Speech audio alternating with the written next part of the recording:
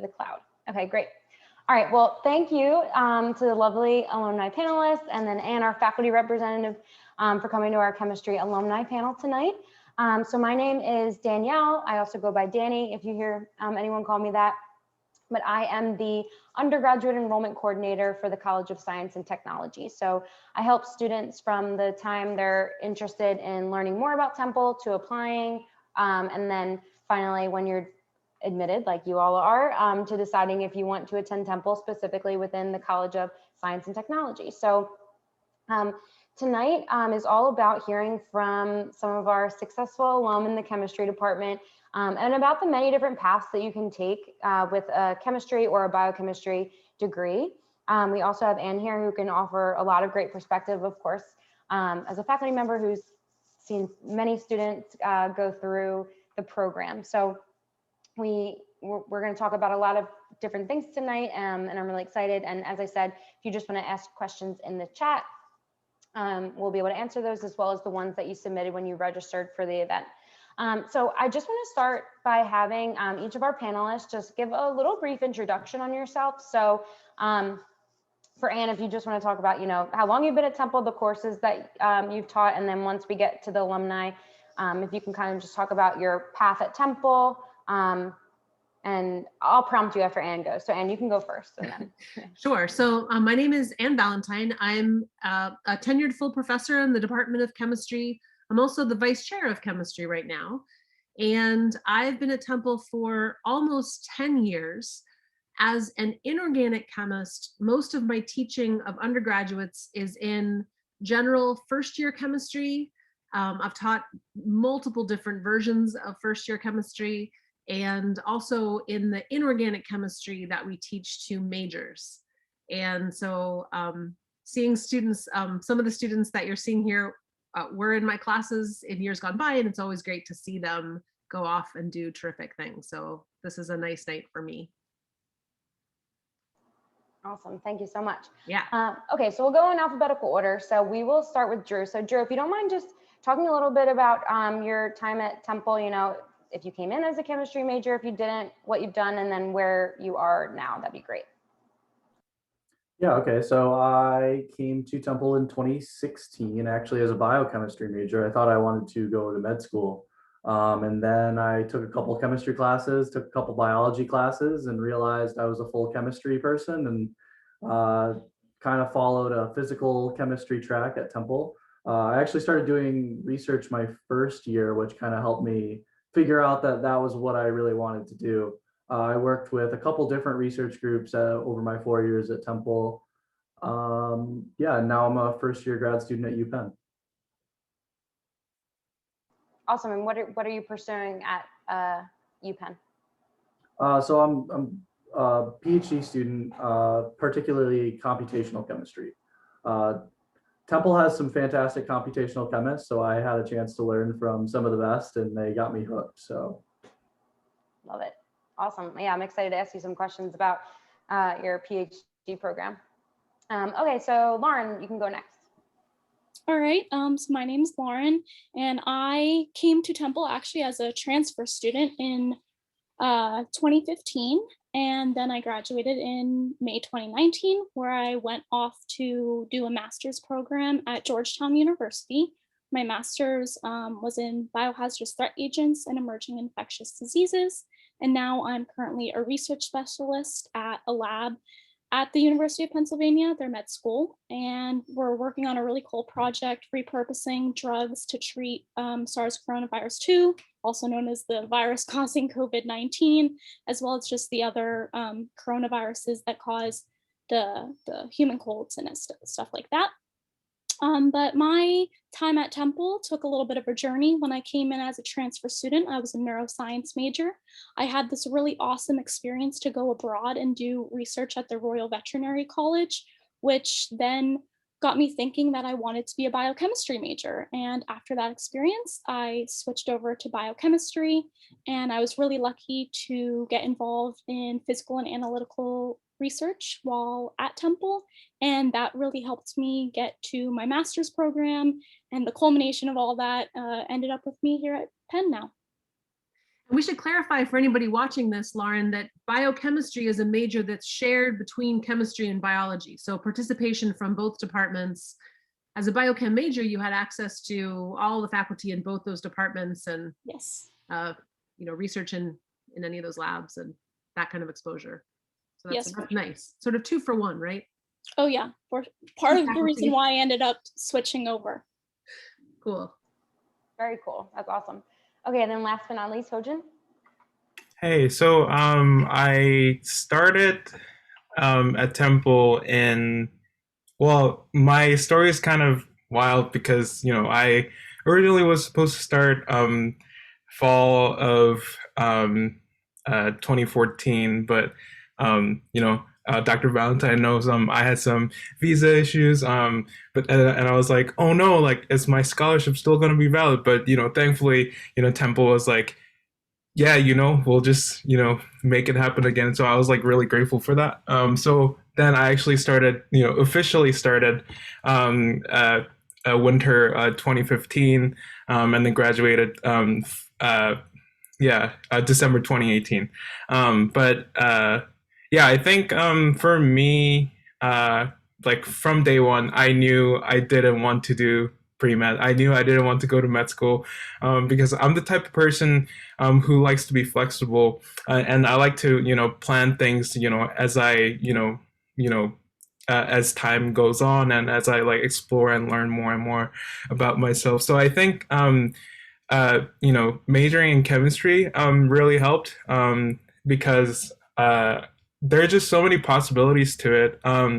Because I never thought that I would have the chance to work in a art museum, which my latest experience, work experience, I was working on a year-long grant-funded position at the Metropolitan Museum of Art and the Department of Scientific Research, doing art conservation-related research. So there are just so many routes that you can take. Chemistry, out of all the physical sciences, it just kind of feels like I don't know, or maybe like any like physical sciences really, like it just kind of feels like jazz, there's something for everyone. Hojun, when you were an undergraduate, you were already really significantly interested in the arts and in photography. Yeah. Like were into him photographing stuff out on campus, and I remember you worrying about like, how am I going to combine these two loves? Art. So yeah, and it would just like, and it would just it was just kind of like a revelation because when I was graduating, I was like, oh man, like I'm very opinionated. I have a very strong set of beliefs in terms of like politics or whatever. So I was just like, oh man, like, because like at first I was like, when I think about chemistry, all I could think of was like industry work, like pharmaceuticals or like fossil fuel industry. And obviously I knew like I could always like work in like climate science, something that feels more meaningful to me. But then my friend who was doing art conservation, she was in the art conservation world for a long time, and she was like, you could just try out going down like the conservation science route. And I was like, and she was the one who showed me the job listing for the position at the Met. And I was like, wow, I should just go for it. And I did it. And so there's that. Totally cool. Yeah, that is really awesome that you were able to do something like that. And I think especially, at least for me, and I don't know if any of the students, but I think sometimes students think of chemistry and they think, okay, I can either go into research or I can go into the health field or I can teach, and I think that it's important to talk about these different career paths that you can take. And that's why I'm so happy that you're able to join us tonight. And I was hoping, just to ask you a question quickly, since you've seen a couple other alum go through, would you be able to give examples of some other jobs that might not be represented tonight, like different fields you've seen students go into? Well, before you started the recording, Hojun mentioned going for some interviews recently at a forensic chemistry testing lab. And that's one that's big around here for sure. There's, I think, one of the biggest, if not the biggest, forensic testing lab is in Willow Grove, PA, just north of Philadelphia. And Temple has a really long relationship with the people at NMS Labs. We send tons of our graduates up there to do, the ever evolving and developing forensic testing. And so that's a big thing. We even have, sort of forensic specialties within our department. So we directly prepare people for that. That's an interesting difference. But we do have students who go into healthcare. We have students who go into regulatory affairs. We have students that, go into sort of finance type things. I mean, people who are taught to think critically can do a wide variety of different things. So those are, I guess, some of the ones I've seen recently. Very cool. And, speaking of different fields, Drew, just because I know this about you, but obviously the audience doesn't, but can you talk a little bit about, I know you were a general business studies minor, so I was hoping that you might be able to talk about, kind of similar to how Hojun was able to combine his interest in art, why you added a minor outside of science, and yeah, what that was kind of like for you and what you were thinking when you picked that minor. Yeah, I mean, so for anyone who has no idea how like the general college structure works, you basically take like 2 to 3 classes in your major, and then you have a couple free classes to fill general university requirements or to add a minor or what have you. So I was really interested in business, and I was actually able to pretty seamlessly get a business minor with my chemistry degree. It was really nice having a couple business classes every semester. And I gotta say, the more classes I took and the older I got, the more thankful I was that I did that. Just because it gives you a different perspective on honestly everything. Like when I'm working any type of job and I have like my just general background in business, like I can just understand like the accounting terms people are talking about, or like I understand like basics of law and that kind of stuff. Yeah, I'm not sure. Where do you want me to go from here? No, that's great. It's helpful to talk about the fact that you can get other minors, and I actually did just get a private message in the chat that someone's asking, what's the most common minor that chemistry graduate takes? I'm not sure if there would be a common minor, but does anyone think of any other examples? So Drew was business. Hojun, were you officially an art minor, or did you add? So I actually didn't have like any like official minor, but I was kind of in the process of going for like music minor. I was taking like music theory classes and amongst other things. But yeah, I mean, I just don't think there is like a really set of like specific like combinations that STEM people have. You could really just do anything. So I think there's a surprising amount of chemistry and music. Like you wouldn't expect necessarily, but I know a lot of students who significantly are involved in music and take that as a minor. I mean, Temple's music program is terrific, so it's a great yeah. I mean, it's like one of the most well known. So yeah, I was it's like, also literally right across the street from chemistry, so maybe that's why. Yeah, it's yeah. just It's a quick commute. Yeah, it's really convenient. I will say like one pro tip for like incoming people, like if you want to take advantage of like the resources, the facilities, like when it's possible again, yeah, when you're like in between classes, if you have time, literally just walk across the street and like you can just go into Boyer's building and then go into one of the practice rooms and you could, practice on like a Steinway, baby grand piano. So that's what I did all the time. So also the art gallery right there, Yeah, right? The student art gallery, rotating Yeah. exhibits. Yeah. That's pretty cool to be near. Definitely. We see a lot of chemistry with math. Some people take like neuroscience as a minor. Public health is another health. one. Yeah. People really add, another one would be sometimes people add like a foreign language. So maybe like Spanish for working in different populations, French even. But yeah, the minor, as you're all saying, Temple has so many areas of expertise, right? So to be able to take a class in art or in music, or maybe you find yourself super into social media or even education, you can add those minors. There's enough flexibility in your schedule to add something that's super interesting to you, or if you want to make your degree just a little bit more unique to you. So Can we ask Lauren about the study abroad thing? I'm interested in that. Sure. How did that come about? So ever since I started college, I knew I wanted to get abroad in some capacity because it was gonna be my first time going abroad. My family never did trips like that. So I knew that this was the time that I really wanted to go. And just being a STEM student, I knew it was kind of going to be hard for me to commit to a year or a semester abroad. Although I will say that I know the semester abroad in Italy is getting up and running with CST, and especially with biochemistry in terms of being able to take upper level science electives that count for your major abroad. I think that's a really cool opportunity for anybody who wants to do that. But at the time, I decided I wanted to do my my abroad experience during the summer.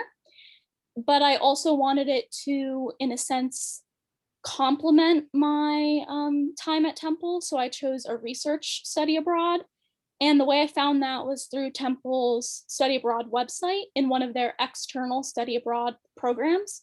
And for those of you who don't know, the external study abroad programs is basically just this pre-approved list of programs that Temple has put together in terms of studying abroad that aren't fully through Temple. Like it is through Temple because you're still a Temple student at heart, but there's programs in other universities. So mine was through the Arcadia, which then was through the Royal Veterinary College in London. So I got to do this really cool project on basically this type of canine cancer, which has a human equivalent. And at the time that really appealed to me because I was actually looking to go to med school. I like to call myself quasi pre-med since 4th grade. But my time at Temple really opened my eyes to the fact that I can pursue a different avenue with the interest that I had growing in the back of my brain that I didn't really want to ever explore because I was that student who came in only thinking that I can go a certain career path. And that's why I think just my study abroad experience, like I said, opened my eyes more to science from a broader perspective. Neuroscience, while I loved it, was just very narrow, and I knew that wasn't going to fully suit my purposes. But I've had friends who've graduated from the program, so they love it too. But yeah, I think that was just a very eye-opening experience, led me to continue more research, and the rest is history. Certainly your timing of getting interested in public health is rather well timed. Yeah, yeah, pretty apt. Just a little of that going around these days, Yep, just a tad. Yeah. Well, I was going to say, I mean, that's something I often tell students about that I think is a strength of Temple chemistry, is that it is possible to do study abroad programs. And I think that's hard a lot of times because the chemistry major is highly sequenced. And so it's often hard, to get to sneak in that semester abroad. But I've had 2 recent research students who were able to do that. And, I think we're good at that because we do offer most of our courses in off semester versions. So, you don't have to wait a whole year to take PChem. You can start in the spring or, sneak in inorganic at either semester. So one of them was, I had the student Olivia who may have been in Hojun's class. I can't remember. Everything goes together these days, but she came to me when she was a freshman and she said, what I would like to do is I would like to take inorganic chemistry in Germany in German.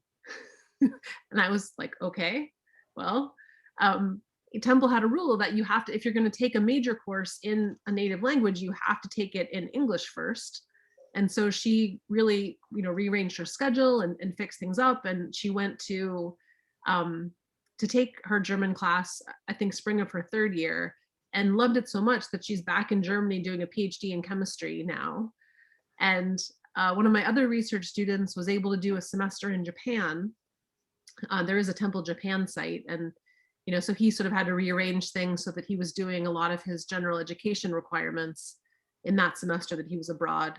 But he was able to get all his chemistry in comfortably in the other semesters. So that is unusual. I think it's often hard as a chemistry major to get in a semester abroad. And I think Temple does that well. And tries to help students who want those opportunities make those work. Yeah, So that's a great point. Yeah, thank you for adding that. Yeah, and I would say like piggybacking off of that, oh, I just lost my train of thought. What were we talking Study about? Oh, study abroad. abroad. And just the ability to be able to sequence courses. I switched to a biochemistry major the end of my sophomore year, and I was still able to complete my degree in 4 years, partly because every like science STEM major kind of has, whether it's natural physical sciences, has kind of this core sequence that everybody has to have that baseline knowledge from. But in terms of intertwining my electives that I had, I was still able to make it fit and not add more time onto my schedule, which was really good for me, just mentally, but also financially.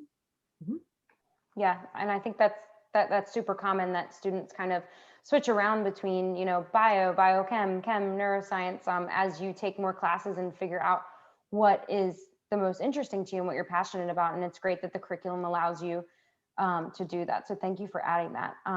Now, something that Lauren said made me think of a question that I want to ask Drew and then Hojun, not to put you on the spot too much, but Lauren kind of pointed to study abroad as an experience that kind of helped realize what she wanted to do. Like she thought she wanted to do med and then decided to take a different path. And I'm just wondering if you had a moment similar to that, Drew, like that made you know, like, yeah, I want to go for my PhD, or Hojun, that made you think, maybe I'll go for a whim and go on a different path with the job at the Met. If you've ever had a moment like that during your time at Temple, I think that would be really helpful to hear. For me, it definitely wasn't a moment. It was like a 4-year gradual push toward what I would ultimately do. And I would say it was like 95% guided by undergraduate research. I didn't know it when I started, but my first undergraduate research experience, it was just with a professor who I liked. I had a class with him the first semester and I liked him, and I was like, hey, can I like shadow you for like the next summer? And that experience showed me what I liked about what he did, what I didn't like what he did. And I found another advisor who was a little bit closer to what I liked doing, and I really liked doing that. And it just kind of progressively led me toward, okay, I guess the next step is just to get my PhD in this. Yeah, that's great. And then, sorry, Hojun, then I'll have you go. But Drew, could you just explain, in case some of the students don't know, what does your PhD program entail? Like, what's kind of, I don't know if you want to do like a day in the life or what it entails, and then what you'll be able to do once you have your PhD. Okay, so the general chemistry PhD program is structured with first year being mostly classes. It's kind of an extension of undergrad, only it's really highly specific, often small classes, and then pairing that with teaching undergrads, TAing something. So I TA Gen Chem, and I'm taking some pretty tough courses right now. And then you pick an advisor that also has to pick you back. And then it kind of becomes like a night shift. Like you basically like train like an apprentice under your PI and for like 4 years or so until they say, them and their committee say you're ready, and then you can kind of go off into the world. And when Drew, tell them it's free and they pay you. I never knew this when I was the age of these students. This was quite a revelation for me. Yeah, I don't pay tuition and I get paid to do it. I mean, it works out for everybody because they get unlimited supply of grad students to TA their classes, and we get paid to do chemistry all day. Like, honestly, it's been one of the biggest saves during the pandemic is that I get to work from home, only I'm doing chemistry research. Like it's really worked out well with that. And then once you finish your PhD, the opportunities are like endless. You can take the traditional, like do a postdoctoral research somewhere where you do research under someone else, and then you can go into teaching. But personally, I'm not really interested in doing that at all. As a computational chemist, I actually do like I've been doing a lot of materials study recently. Like that's what my group does. We focus on like finding the next material to build the next supercomputer. So like a possible track for me is going to be like working at some tech company. Like it doesn't necessarily, you don't necessarily have to end up working in industry in the thing you get your PhD in. Really a PhD in chemistry more than anything is like proof that you are a great critical thinker and you're really good at solving problems that have to do with math, science, computers, that kind of thing. So I'm hoping to go work for a tech company somewhere. That's a while away from me right now. I'm just trying to pass my classes, but I I don't even say that I have a target career in mind right now because I know that it could change in a second because there's so many different things I could do once I finish. Yeah, so for me, yeah, I think I was kind of in a similar situation as Drew too. I mean, for me, like I didn't, like I said, like, I just let, whatever conditions I'm in, like at the moment, of my life, and I just like let my environment, shape, my life and my path. And I think it definitely worked out in a way that, I mean, when most of my friends, most of the people that I talk to, like, in my personal life, if they're in the arts, then, they're obviously gonna, have some kind of influence on me. And one of them happened to be, someone who has been pursuing art conservation for a long time. And it was basically like my senior year, when I was, when I was thinking about, what I was gonna do, and then, I was talking to that person, and she was like, "Yeah, like, yeah, you could just look into art conservation." Um, and then some time passed, and actually, like, I worked somewhere else, right after graduating. But then after that, I was like, you know what, this isn't for me. And then right as I was, being, deciding that it wasn't the right path for me, the same person, my friend Ashley, she sent me the job listing for the Met position, and she was like, this is like a rare opportunity, because most of the time at museums, like most museums can't really afford like, you know, like a scientist. Most museums have like, like a small team of conservators. So this is like an important distinction. There's a difference between like in art conservation, you can go down two paths. The one is like the purely scientific path, which um, you know you you do most of like the analytical work. You do most of the analytical research behind like the art conservation, and then the other path is becoming a conservator. That might sound more fun to most people. I mean, it definitely sounds more fun to me because you get to work on, that's the route where you take to get to a point where you can work on the art like hands on. So um yeah, so there's a distinction, but yeah, at the time my friend was like, this is like a rare opportunity, like, because they don't, you don't really come across often like a conservation opportunity at a museum that's where the qualifications and the requirements are purely scientific. So yeah, so that's basically how I got that. But I don't know. I think even just having like really good, like close relationships with professors, during my time at Temple, I think that helped a lot too. Because I mean, Dr. Valentine knows, like, like all the times like she's helped me through my emotional anguishes. Um, I'm not suggesting that all the incoming people, just dump their emotional baggage on professors. You should just find the therapist.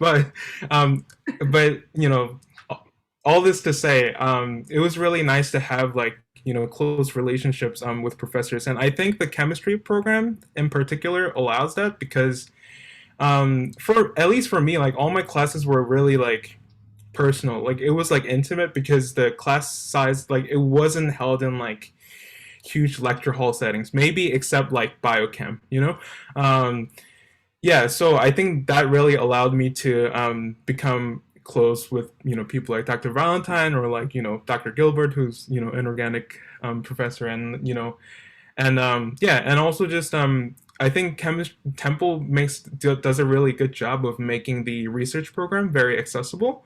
It was just a really streamlined process. I didn't even have to go like, overcomplicating everything. I remember just getting a bunch of emails from Rose McGinnis being like, okay, here's an entire spreadsheet of like research groups, like PIs that you can reach out to, and she would provide like, step-by-step instructions how to write an email, asking a PI to, let me go and work for them, do research for them. So, yeah, so then, most of my research, undergraduate research, it was done in the Dobriner group with, Graham, Dobriner, Graham.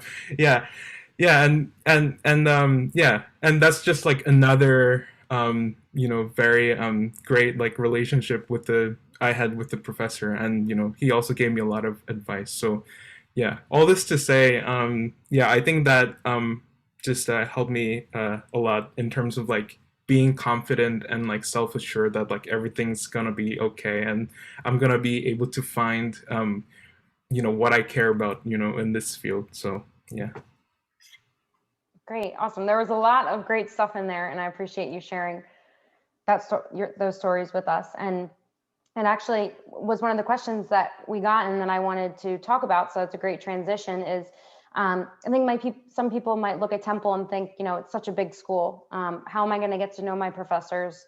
Am I just going to be a number in the crowd? And I think that you touched on that quite a bit with how the chemistry department is close knit. And I'm wondering, Lauren and Drew, if you felt similar with your relationships with professors, and how you were able to get close, if you felt you were able to be more than a number within the chemistry department.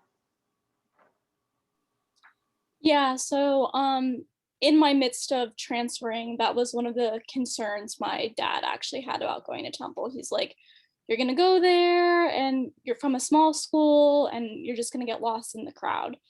And when I got to Temple, I did not feel that way. Which was surprising because I had that voice in the back of my head that my dad was going to be right and that I was just going to fall by the wayside. But fortunately, the professors are really personable. They want to listen to you. They want to ask you questions about just the courses that they're teaching with you, or even just future courses.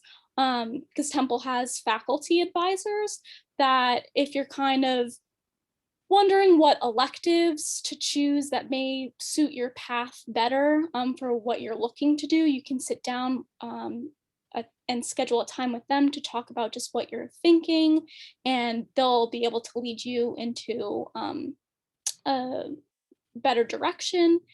And also just in terms of, I think I took my own initiative, and I think that's something that is important at a large school, because I'm not going to say that it's definitely this most easy thing and you're just going to sit in class and the professor's going to remember you. If you have a class that's more of a lecture size, obviously it's the small class sizes that does happen, but make your presence known. Don't be afraid. I know it is a little nerve-wracking. That's probably one of the advice I would give myself looking back. My first year I was a little intimidated, but once you do it, you realize that they're really just here to help you and they want to see you succeed. And the students also the same way. It's a very big institution. You're going to find your close-knit group of people in your major or in your gen eds, or if you decide to pursue a minor, like people in classes, and just make a really good group of support and just to have a great time. Like that's also what college is about, I think.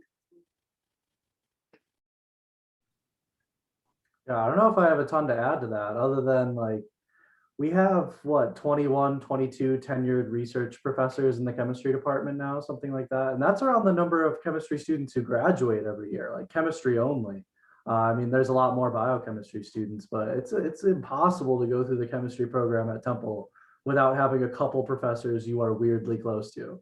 And I know that I was someone who was like extra connected to the department just because I worked for CST when I was there. But I knew the name of everyone in the like pretty much I knew the name of everyone I graduated in chemistry with.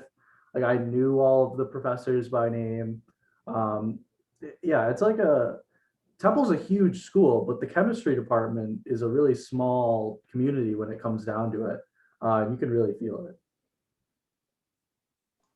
That's great. And I don't know if there's anything you want to add from the faculty side. Yeah, I guess when students ask me this question when they're visiting, I usually think of a couple things. One of them is that I myself am the product of a larger public university. And but after my undergraduate degree, I got my PhD at a fancy place, and my first faculty position was at a fancy place. For 10 years, I taught at Yale. And it is still true that the largest class I've ever taught was there, not at Temple. So I've never taught bigger classes at Temple than I taught at the fancy Ivy League place. And so and I'm the same person that I was then. So the students, my students, the ones you're looking at, got the same teaching that those students did for 10 years. But when I left there, people said to me, it really seems like you care about undergraduate research a lot. Maybe you should go to a small college. Maybe you should go to a small liberal arts college and really focus on that part. And the thing that I always wanted to say back is that, first of all, I love the research part too, and I think I can do both. But also, like, why should only students at small liberal arts colleges get good teaching? That's ridiculous. These people are me 20 or 30 years ago. I think they deserve good teaching and attention and thoughtful instruction and opportunities also. And so I think that opinion is shared by my colleagues in chemistry. And I think we do our best to prepare these people to go forth and make themselves and us proud. Very well said. I'm going to keep that fact in my back pocket about Yale, and first of all, brag about you, and then the fact about.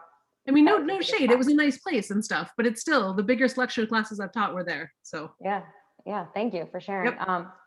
So I have a couple more questions for each of the panelists. So let's see where I want to go with this first. So I definitely want to ask you all about your research.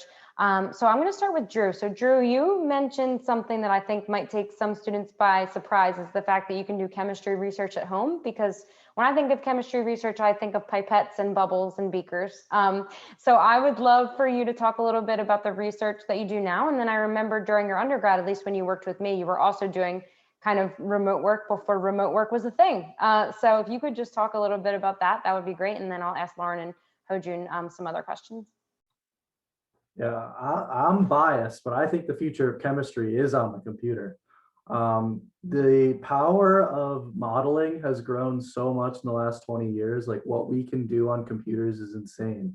The predictive power of computational chemistry grows exponentially with our computing power. That's really the only thing holding us back. So like what specifically, like what do I do? Like what does that even mean then? There's different kinds of computational chemistry research, and it spans as broad as chemistry spans. So you can kind of take the limits of chemistry of one side as being like biochemistry, looking at drugs, looking at how proteins fold. You can do all of that computationally. And on the far other end, you can look at like almost solid state physics, like understanding materials design and that kind of thing. And that's also, I mean, that's what I do now. That's what I'm looking into computationally. And before coronavirus even happened, one of my major driving points of wanting to be a computationalist was that I could work from home. Because I mean, at the end of the day, I'm setting up code and running jobs to figure out, oh, what's the energy of this thing versus this thing. Yeah, do you want me to expand more on this or? No, that was perfect. I think you explained that super well. Thank you so much. So Lauren, I would love to hear a little bit about the master's program that you pursued, what that was all about. And then I think that we have to know what your job entails now working with COVID. So if you want to start from master's and then go from there. Sure. So just to remind everybody, because my master's title is pretty long, it's a biohazardous threat agents and emerging infectious diseases. So the way I like to kind of describe it is let me backtrack a little bit. What I liked about the program was the STEM intersection with counterterrorism. My research at Temple, I was working with well, the grad students were working with chemical warfare agent simulants. I was working with what's called a binary agent. Basically, you take two molecules, put them together, and they become a chemical warfare agent, and doing physical and analytical chemistry on that. So what I wanted to continue after my time at Temple was really that intersection between STEM and counterterrorism, threat reduction, government type work. And so my master's, it was more like social science, I would almost say. There wasn't heavy chemistry or biochemistry or biology, but it involved the application of everything that I learned at Temple. And that was really cool because I had never thought I can put my two interests together in that way. And to see it all come together after being really happy with the research that I was doing. And then now I would say like my master's was a little bit more bio focused. My research at Temple was a little bit more chemistry focused, but having both of those was just a really amazing opportunity in that aspect. And then the original plan was to probably go work for some sort of government agency after I graduated. But obviously COVID happened, the pandemic kind of screwed a lot of things up, but I don't really necessarily actually want to say screwed up because I was able to have this really awesome opportunity when I was looking at jobs to interview at a lab back in Philly. And it, at the time, they had just gotten the coronavirus. So I interviewed last March. And so she talked to me about a project that I could potentially be working on. And then I eventually accepted the job because I thought it would be one, just a really great transition. I want to go back to school, professional school. I'm thinking law school, which I think is interesting to say as somebody who got my undergraduate degree in biochemistry. But as we had said before, science is very applicable, even in ways you don't think it is. And so when I got to Penn, I had started working mostly on those coronaviruses that I was saying cause the human colds, upper respiratory tract infections, and it's wet lab work. So I am working with a pipette. I am doing things in a tissue culture room and working directly with these viruses. The SARS coronavirus 2, I process samples, and I will be eventually be trained for BSL-3 laboratory work, which to kind of put that in perspective, there's biosafety level 1 and goes all the way up to 4. 4 is the government ones where it's super strict containment, have to go through a lot of training and stuff to do that. Those are only at government places.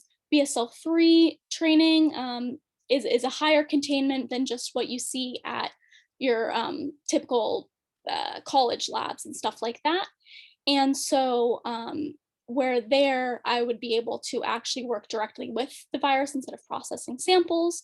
So I think just in terms of, I'm getting to use a lot of the skills that I learned at my time at Temple during classes, as well as just research in general. Thank you so much for sharing that. I mean, what did you know before us that you went into a master's program in infectious diseases? But no, thank you so much for sharing. That was really, really interesting and helpful. And then Hojin, do you just want to talk a little bit about the research that you did in the Doberiner group, just to talk about another area? Yeah.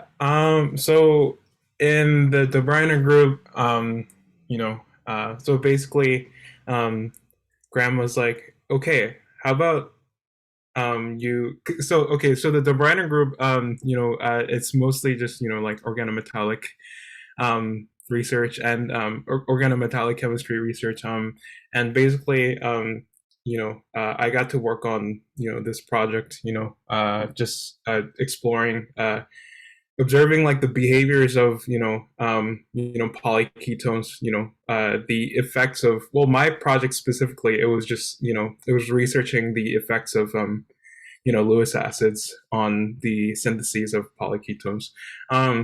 So at the time I was working on it, I was like, you know what, like this is the first time, because before working in the debriner lab, I was doing like a plasmonics research, more PChem, like lasers and all that wild stuff. So but at the time, I only had like a semester of chemistry under my belt, and I was like, I have no idea what's going on, in this research. But by the time I joined Graham's lab, everything just, it was the first time like scientific research kind of clicked for me, like the way so shout out to Graham, but he was just like a really good PI because he was able to like explain to me in layman's terms what the purpose of my research was.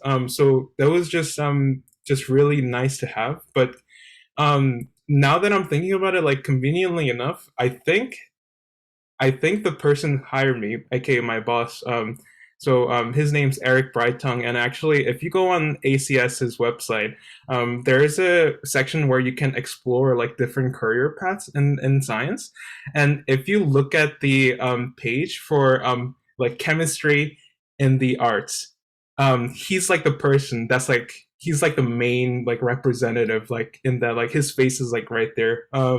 But I think he might have favored me because he also had like background in organic chemistry and polymer work, because before working at the Met, he first after his PhD program, he started working at GE first, doing polymer research. But then he kind of switched it up, and then he did a fellowship at the Met first, the Andrew Mellon Fellowship, which is commonly heard fellowship in the art in the museum world, and then he started working at the Library of Congress. So speaking of government institutions, that's an example. And then he finally like came back to the Met as like the research scientist in the preventive conservation science laboratory. And then like two other scientists in the department at the Met, they also had background in like polymer research. So weirdly enough, it kind of all came together for me. But yeah, I don't know. But I will say, recently in recent times, like whenever I would talk to Eric from the Met about where I should take my career next, and in terms of like what I can do with my experience, whether it's professional or academic, and I was thinking about maybe doing like a really like spontaneous move, just go off, like study abroad at like get a PhD program at like a European school, because in Italy and all these different European countries, they have graduate programs that are like very specifically like art conservation science, about all that.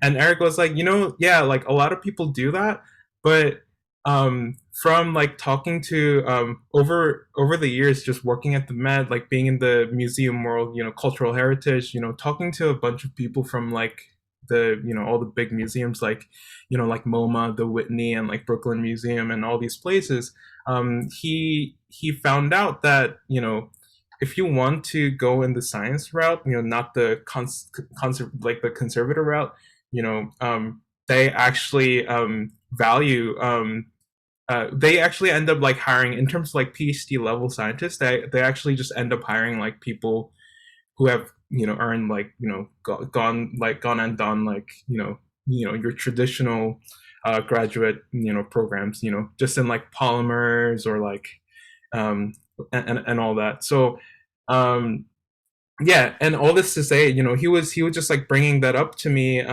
because that's like the power of like a chemistry PhD, or like a science PhD. It's just so flexible, yeah, so that's all I have to say. Great, thank you. Okay, so we are just about wrapping up for the evening. Thank you so much to the panelists so far for your input. I just want to end on one final question, and that would just be what advice you have for the admitted students who would be listening now, who, you know, trying to decide where they should attend college next year, especially if they might not be able to visit their school. Just any advice you would have for them in choosing where they are going to attend school next year. What would you say to them? So I'd say I kind of have two pieces of advice. So as a transfer student, I think one of the biggest things is just trusting your gut. It is a very daunting decision, but somewhere within your being, you know yourself and you know what school fits best with you. And I think just really following your heart, which sounds a little cliche, I know, but just following your gut, trusting in yourself, you're going to make the right decision. Because I knew going into my other university, I wasn't totally happy, but I tried to love it, and it just didn't work out for me. So that's the first thing. And then also just kind of harkening back to, even though Temple is a large school, I just want everybody to know that you will find a community here. Like I said, my dad was really afraid when I was transferring that I was just going to be a number, but me being able to speak with everybody and get my own job is just a testament to how close-knit Temple can be. I'm back because of my connections that I have to Temple. I didn't talk much about it, but I was a CST peer advisor during my time. And my boss, the head of academic advising for CST, which is this College of Science and Technology, was a recommender for my job. So just all that I have right now has come back to Temple, and just hope everything helps, and good luck in your process. Thanks, Lauren. And everything you have also has to do with the fact that you are so intelligent and so kind. And yeah, thank you so much for coming. Thank you, of course. Following up on that, I guess my two pieces of advice would be, well, one of them is not a sales pitch for Temple. It's just don't pigeonhole yourself when you are 18.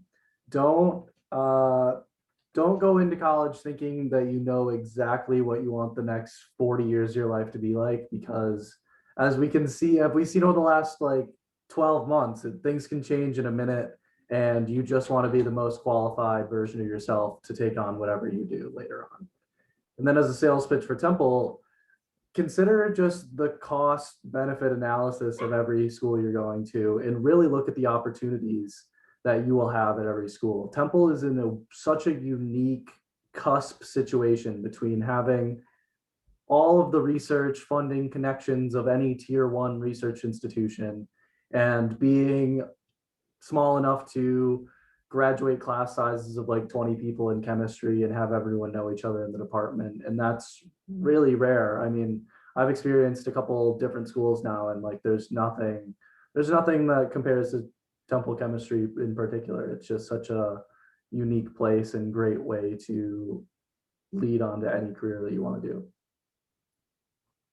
Yeah, and I think kind of adding to everything, I want to add like add an insight from slightly different perspective. I think, well, first, I think, yeah, like you should just stick to your true self. Like you shouldn't ever let people get in the way of your decisions, giving you an idea of which school you should be going to, like, and I think and obviously we all go through when you're like 18, when you're a senior in high school, we all kind of go through this phase of like being tricked by this farce of an idea that is like the dream school. And it's just like Drew said, you just never know. Like you shouldn't pigeonhole yourself. But I will say, I think for me, Temple did a lot for me, I think, in terms, just because like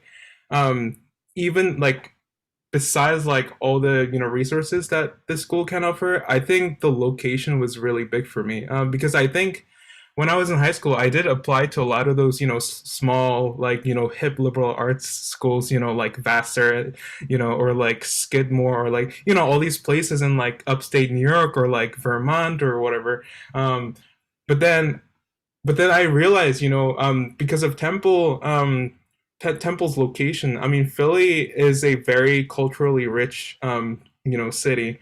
Um, and I think it's one of the most underrated cities. And I think for me, I didn't really have that many worries about not being able to find like a community, because at the end of the day, like, while I did have friends within like the program and, on campus, I found like most of my, sense of community and just by being in Philly, having access to like, all these like different cultural institutions or like, like concert venues or whatever, meeting people through like music, and like photography. So I think, just, the all the resources that Temple can offer, all that aside, I think just the location itself is already, it was already just like, a lot for me. And I think it really gave me an opportunity to like, what kind of, to what levels like I could, develop my potential, in different fields, whether it's music or photography or, like Dr. Valentine knows, my main passions actually are in, music and photography. And so, yeah, so I think it's just a really flexible school, Yeah, thank you. Thank you so much. Well, that is going to conclude our recorded part of the panel today. So I am going to finish recording so those at home can watch this later. So let me just stop the recording. Bye.